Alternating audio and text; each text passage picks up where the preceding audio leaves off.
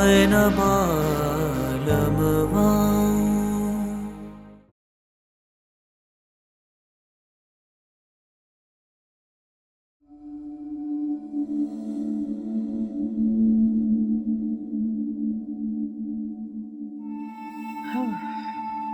शुक्र है खुदा का भाई। कहाँ रह गई थी तुम लोग? मैं परेशान हो रहा था। कहाँ रह गई थी? क्या बाजार में थे हम लोग और क्या?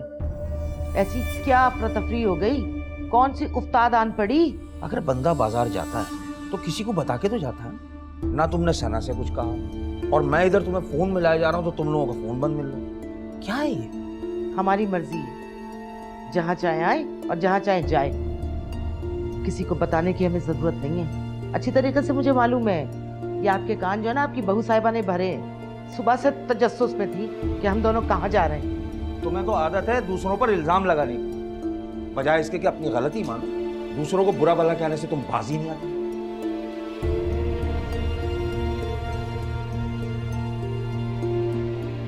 मम्मी, अगर किसी को पता चल गया तो? अरे दफा कर, पता चलता है तो चल जाए, मुझे कोई परवाह नहीं है इस बात की। तुमने कागजात संभाल के रखे?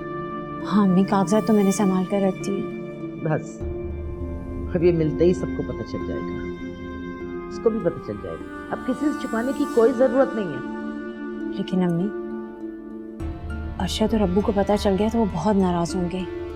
हमने इतना बड़ा कदम उनसे पूछे बगैर जो उठाया। जब ये नोटिस मिलने के बाद नौमान नाक रगड़ता हुआ या माफी मांगने के लिए आएगा ना तो हालात खुद ब खुद ठीक हो जाएंगे। सब मेरी दानिशमंदी की तारीफ करेंगे, तुम देख लेना, फिक्र मत करोगे।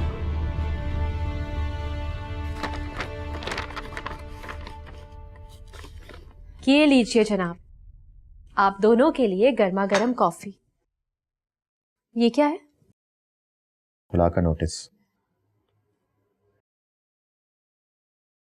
बेटा खैरियत है?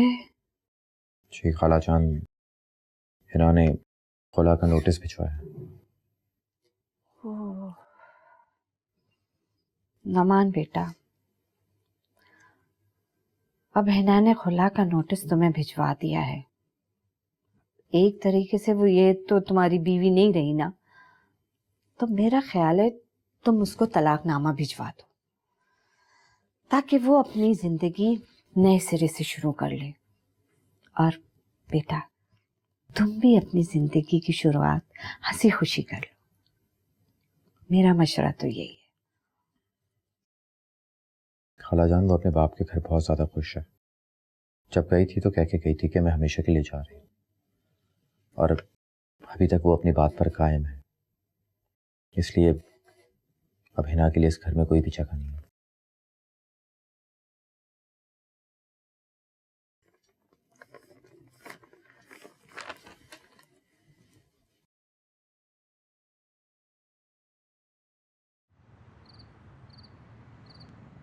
तुम क्या समझते हो? तुम्हारी बातों पर उन लोगों को यकीन आ गया होगा?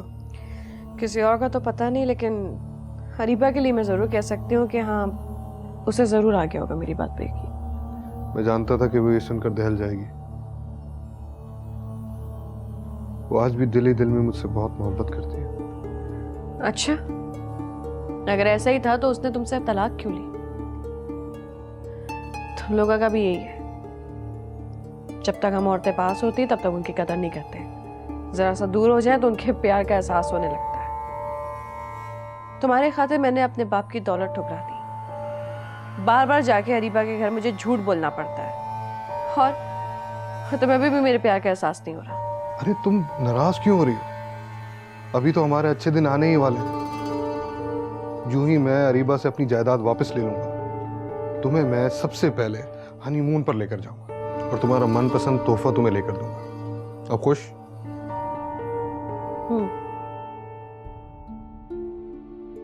मैं जानती हूँ कि उसने आप लोगों के साथ बहुत बुरा किया है, लेकिन मेरी आप लोगों से रिक्वेस्ट है कि प्लीज अपने दिल पे पत्थर रख के उसे माफ कर दीजिए। तैमूर दिन ब दिन मौत के करीब होता जा रहा है और मैं बेबस होकर अपने बच्चे के बाप को मरता हुआ देख रही हूँ।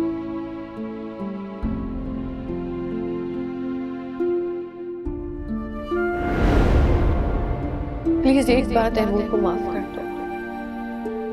शायद उसकी तकलीफ कम हो जाए।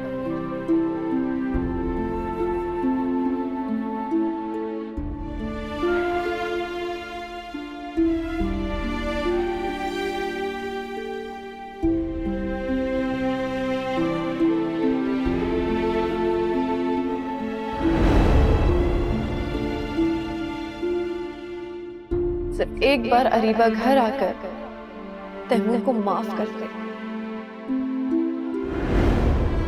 उसे देख ले कि वो कितनी तकलीफ में है। शायद उसके माफ करने के बाद उसकी तकलीफ कम हो जाए और वो सुकून से मर सके।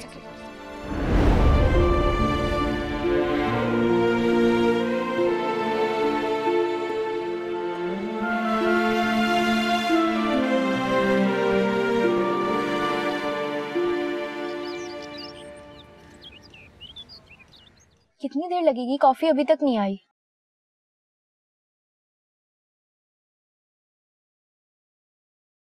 सारिम, क्या बात है? आजकल आप बहुत गुमसुम नजर आने लगे।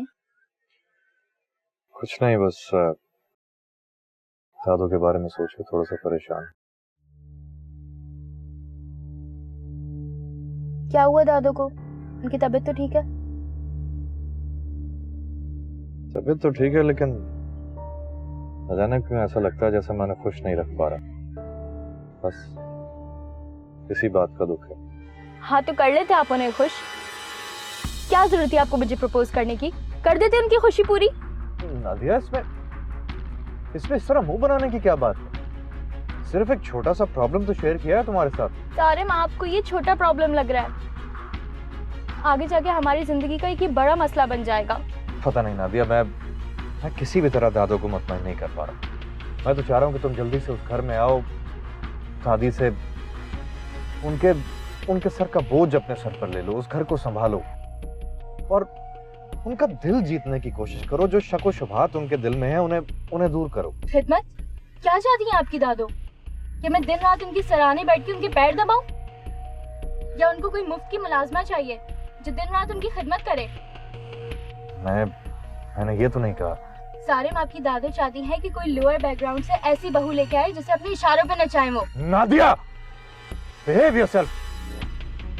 मैं अपनी दादो के बारे में एक लफ्ज भी नहीं सुन सकता, अंडरस्टैंड?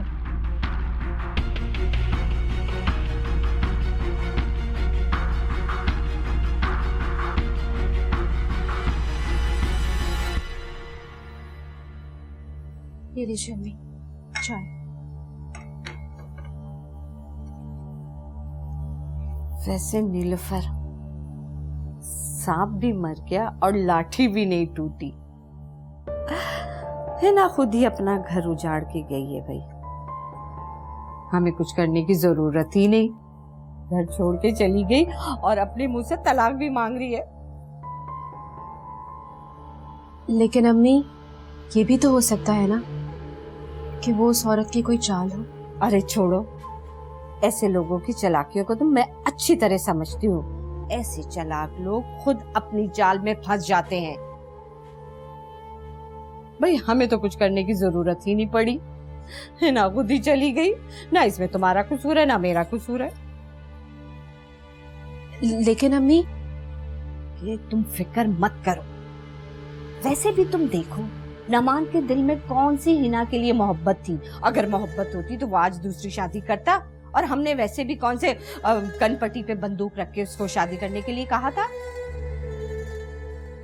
बस जो भी हुआ बहुत अच्छा हुआ। अब तुम एक काम करो बेटा, नमान की दिन रात खिदमत करो और उसे मुट्ठी में लेने की कोशिश करो, और फिर कुछ अरसे बाद इस पे दबाव डाल के ये पूरा घर अपने नाम करने की कोशिश करना। देखो बेटा, जब शादियां पुरानी हो जाती हैं ना तो शौहर काबू में नहीं रहते हैं। ये बात समझ लेना मेरी।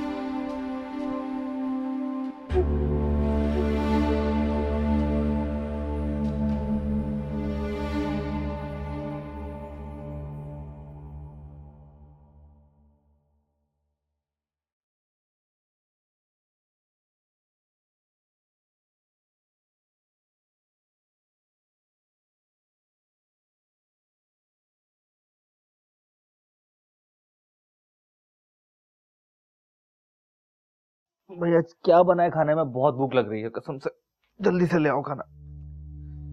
बस थोड़ी देर में खाना लग रहा है, आप फ्रेश हो जाएं, मैं लगवाती हूँ खाना।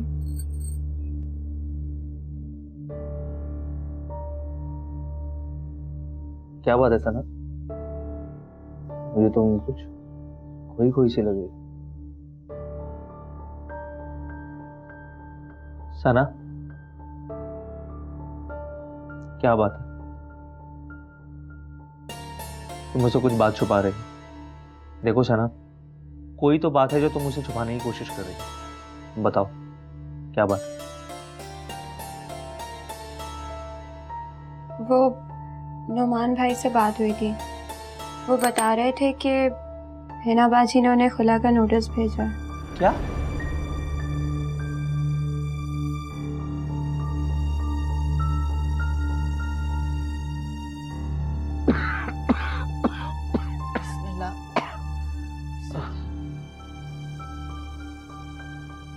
आपकी ये हालत देखती हूँ तो कलेजा मुंह को आने लगता है।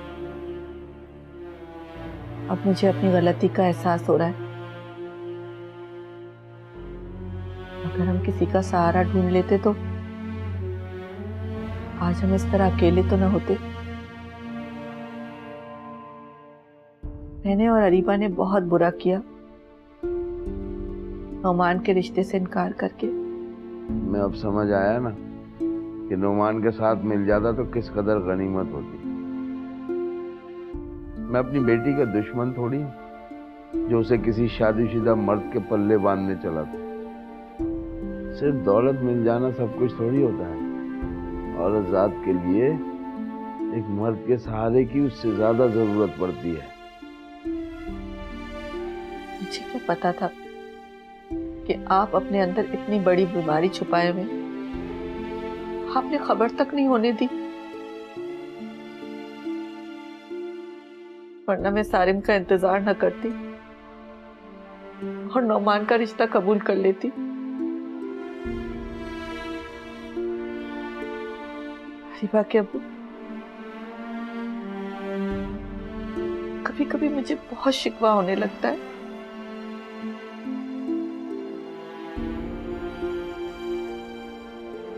क्या दुनिया भर के दुख और मुसीबतें हमारे मुकद्दर में लिखी हुई है।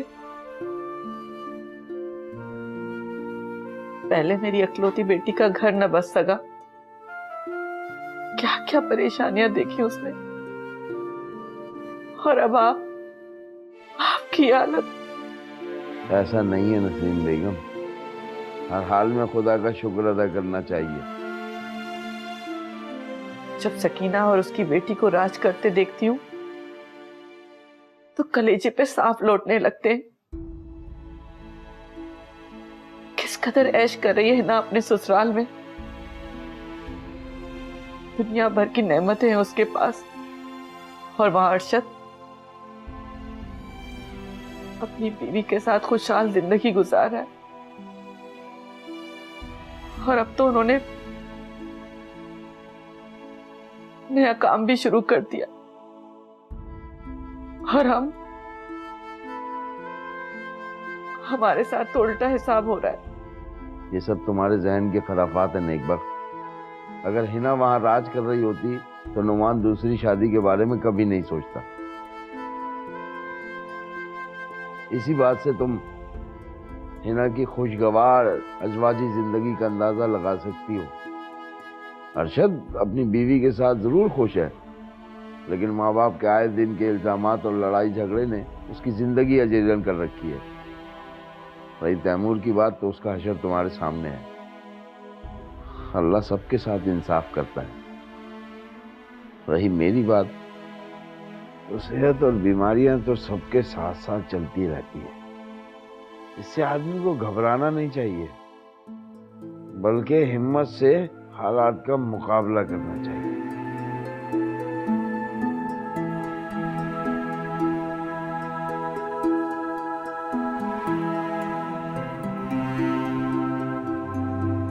भाई वो उन दोनों मियाँ बीवी का मसला है, वो जाने, हमें क्या बोलना। हिना बाजी, ठीक है ना?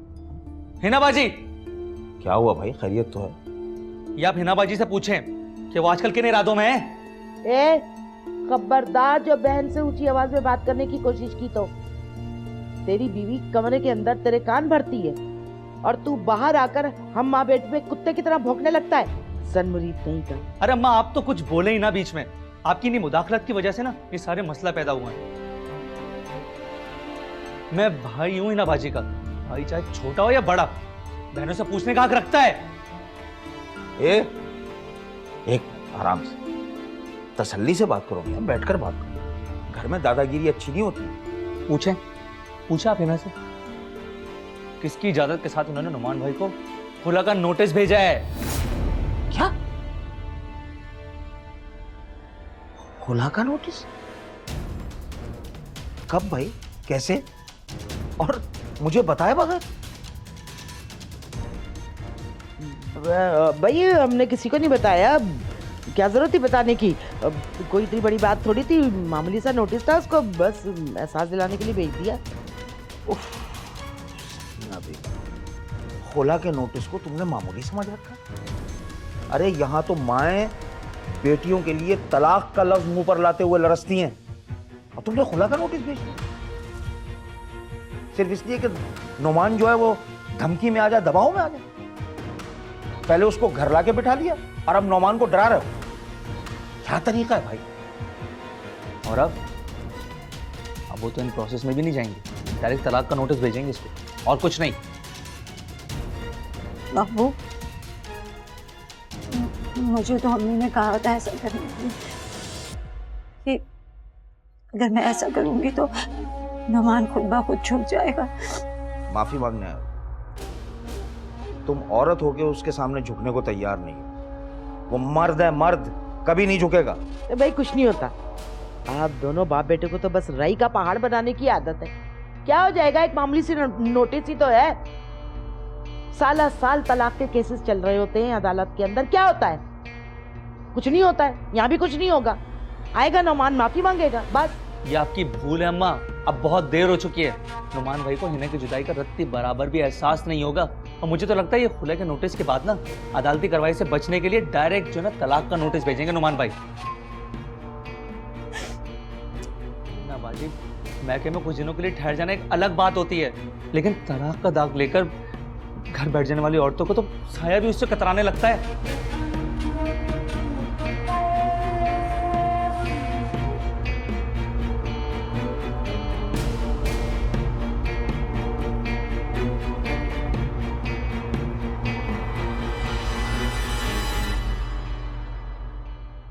आप क्या सोच रहे हैं?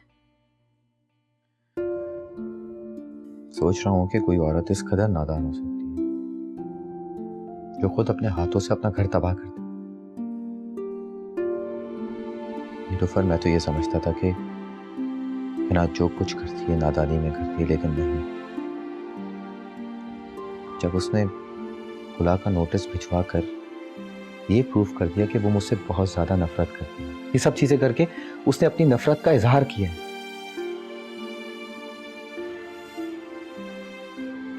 मैं फैसला कर चुका हूँ मेरे पास। क्या? पेशी आने से पहले मैं हिना को डिवोर्स के पेपर भिजवा दूँ, और ये मेरा फाइनल डिसीजन है।